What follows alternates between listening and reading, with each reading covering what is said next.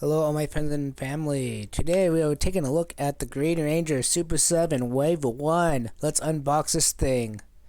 There it is. There is the Green Ranger's box, the one and only. Let's bring it closer so we can see that beautiful symbol of the Green Rangers, also known as the Dragon Coin. It's very beautiful. Let's unbox this part, take the sleeve off, and let's see what it looks like. Oh yeah, there we go. The great and powerful Green Ranger. Let's move it back a little bit so we can get it back into the camera focus. There we go. Now, let's take a look at the box, shall we? We got a lightning bolt on this side.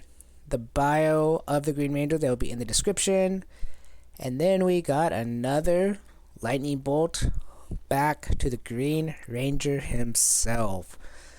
Oh yeah. So in the box we got the Green Ranger, we got the Sword of Darkness, the Dragon Flute, the 90s Blaster, we got the Sword of Power, we got the gun, I don't know what it's called, sorry guys. We also got the Vect Metal Shield, we got the Morpher, we got the two arms and the hands and the two sculpts of Tommy. And there he is, folks, Tommy, Green Ranger, in his power position that you would see if he had the other Rangers right there with him. You remember that famous shot. Anyways, love this guy. This guy is great. I mean, that took me a while to get that pose, but here we go. There's the Tommy head, the Green Evil Ranger, Tommy. I like that sculpt of him, even though it looks a little cartoonish. I still like it. And then we got good Tommy, also known as the White Ranger Tommy head, in my opinion, because that's what he looks like when he became the White Ranger, sorry guys. And now we got the Sword of Darkness. Look at the detail work on this thing. This thing is so detailed. I love this sword. They didn't miss nothing on this sword whatsoever. It's amazing. Now we got that gun. I don't know the name of the gun, sorry. But I know it was used in the episode where he jumps into this big turtle to kill it from the inside out. And then you got the Sword of Power. He used this for one episode to trick the other Rangers to give up their power coins, I believe. I would have to look it up again, but I believe that's what it was. And then you got the 1993 remake of the Dragon Flute. Nothing really special there to me, but very cool to have. Then we got the Vect Metal Shield. That is just not a very good shield in general. You use it too much, it might break if you're not careful. And I don't think it looks as good as the one that's on him at the moment. But you got this one in the 1993 flip head, and that's where they got this idea from. Anyways.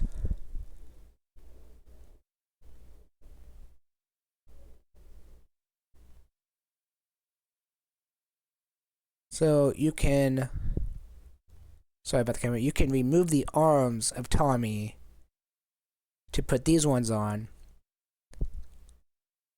But you'd also have to remove the head and the shield and give it to Jason, and then you would look correct. But still, cool idea.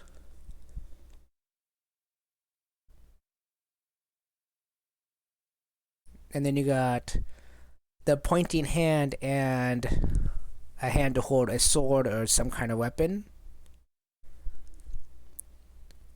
Then you got the other hands that are just open, so you can just hold any weapons you want.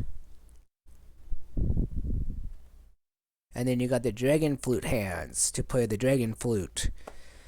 And believe me, it's very interesting to use. I have pictures already taken that I will be posting later in this video, so just keep an eye out for them.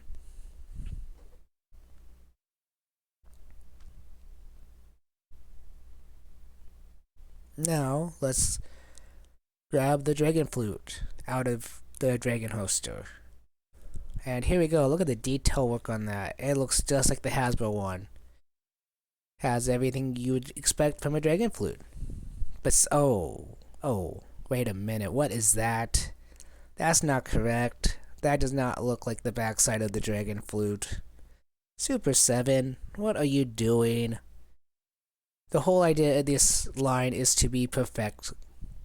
Perfection. This is the first mistake I've seen on any of the characters. So here's my Bandai one, my little Bandai miniature dragon flute that Jason and Frick actually had one of these, I believe. And so you can see the front side and the back side, and how, yeah, Super 7's front side looks beautiful. The back side, on the other hand, well, you can see that it's missing some details. Some major details. So here is my Hasbro one next, and see, it has the same details as Bandai's. So what's going on? Super 7, Hasbro, Bandai did a great job on their detail. What happened to your little detail work on the back? Kind of sucks, but I can bypass it. It's still a good dragon flute, Dragon Dagger.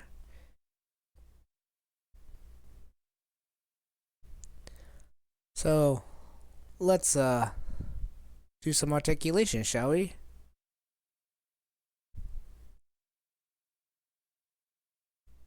So the arms can go up about that high.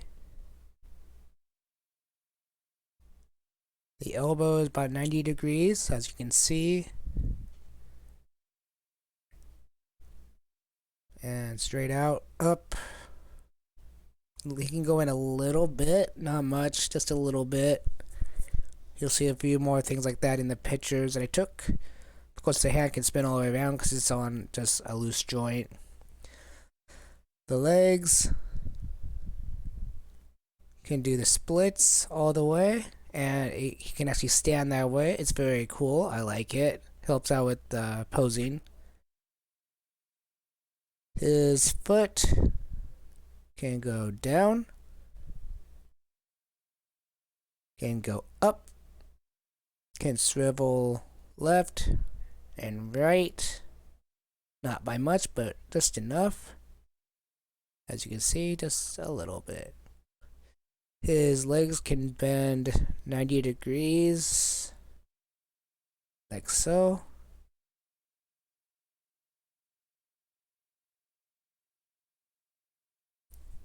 So he can do his famous jumping out of his Zord position if you want. Like this. Yeah, pretty cool.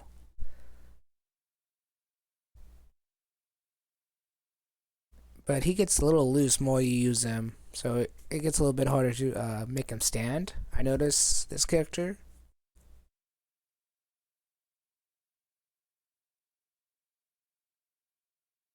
But that's the articulation for this guy. He's pretty good.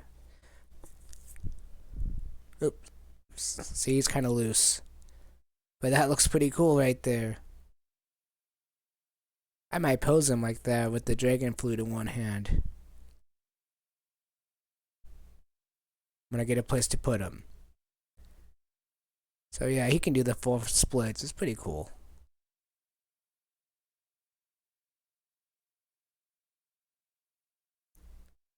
So let's take the hands off. And all you do is twist and pull. Remember, don't just pull. You always want to twist and pull. I don't care if it's Super 7 or Hasbro. Make sure you twist and pull. Or you might break one of the pins or one of the ball joints.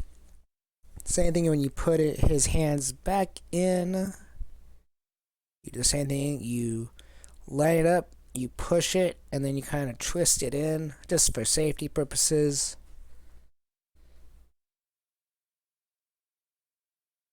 Yeah. And don't rush. Take your time. You don't want to break a $55 character to replace it later. So there he is, playing his dragon flute. As you can see, it looks okay. Now I'll show you a picture in the corner here that I took, that I had to do a special angle, but he looks like he's actually playing the dragon flute. But if you can take your time, you can put him in a lot of different positions, even though he doesn't have enough articulation like Hasbro's. But again, Like I said in the last video, I'm not a big fan of articulation. I'm more of a fan of the detailed work and the quality work. So yeah, just take your time and see. Even that looks better in my opinion. But just take your time and try to move it. And make sure when you put the Dragon Dagger in his hands, you got the right hands on, or you might break the Dragon Dagger itself. I saw a video where someone did that. So just be careful with this guy. Now, here is a Super 7 Ultimate next to the Super 7 reaction figure holding the Dragon Dagger and the Sword of Darkness together. I have a full review of the reaction figure that will be up later today. Or by the time this video has arrived, it probably has already been up for a day or two. Now, originally I wasn't going to do this, but I'm going to put the heads on him to show you guys what he looks like with the head. So we're going to start with,